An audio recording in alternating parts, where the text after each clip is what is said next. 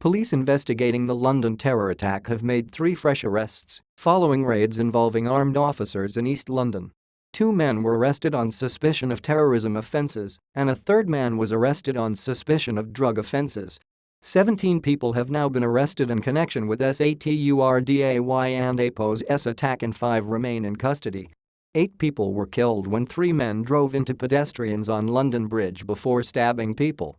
All of those who died in the attack, which began at 21:58 BST on Saturday, have now been named.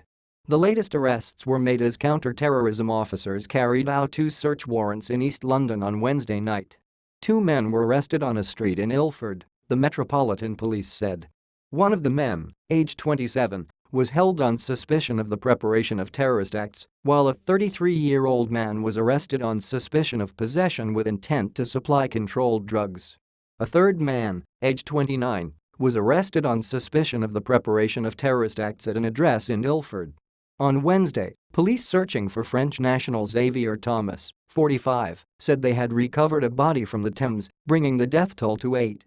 Mr. Thomas and APO's next of kin have been told, police said, but formal identification has not yet taken place. Meanwhile, the Prime Minister of Spain said Ignacio Echeverría, 39, who died defending a woman with his skateboard, should be given a posthumous award, the Silver Cross of the Order of Civil Merit. Mr. Echeverría was from Madrid and was working for HSBC Bank in London. Another victim was named as Sébastien Bellinger, from France. Mr. Bellinger worked at the Coq d'Argent's Argentinier Bank. He had been watching the Champions League final football match with friends at a nearby pub before the attack.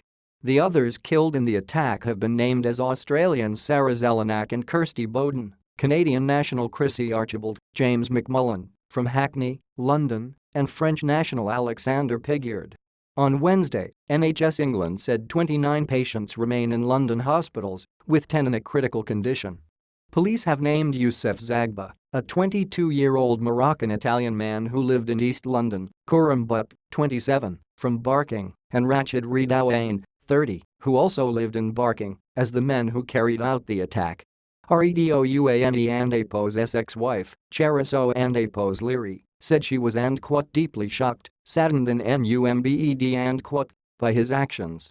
Meanwhile, speaking at her house in Bologna, Italy, Zaghba and APO's mother told the BBC she believed her son was radicalized in the UK. She said her son was under surveillance when he was in Italy and questioned why this was not the case in the UK. An Italian police source confirmed to the BBC that Zagba had been placed on a watch list, which is shared with many countries, including the UK. In March 2016, Italian officers stopped Zagba at Bologna airport and found his related materials on his mobile phone. He was then stopped from continuing his journey to Istanbul. The BBC understands he was not prosecuted but was listed on the Schengen Information System, an EU-wide database which includes details of potential suspects. When Zagba entered Britain, staff at passport control should automatically have been alerted by the Schengen system, BBC Home Affairs correspondent Danny Shaw said. And one unconfirmed report suggests that did happen, apparently when Zagba arrived at Stansted Airport in January, but that border staff still let him in he said. It earlier emerged that Khurram Butt was known to police and MI5 in 2015, but the Metropolitan Police said there had been no evidence of a plot. But it appeared in a Channel 4 documentary The Jihadist Next Door, broadcast last year. The married father of 2, who worked for London Underground, could be seen in the programme arguing with police officers in the street after displaying a flag used by so-called Islamic State in a London park. 2 people in Barking, East London, had also raised concerns about Butt and had called a hotline to warn about him.